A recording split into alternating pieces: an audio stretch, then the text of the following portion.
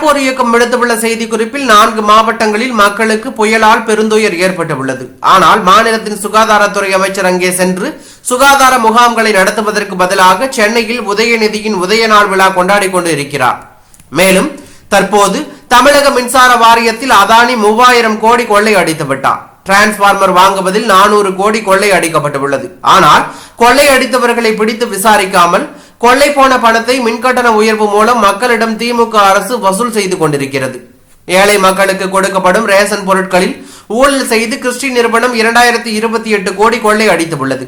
ஆனால் அவரை பிடித்து கொள்ளையடித்த பணத்தை மீட்காமல் ரேஷன் கடைகளில் கொடுக்கப்படும் உணவுப் பொருட்களை குறைத்து மக்களை தப்பிக்கப்படுகிறார்கள் என்று அதில் தெரிவிக்கப்பட்டுள்ளது. பரபரப்பையும் அதிர்ச்சியும் ஏற்படுத்தி உள்ளது.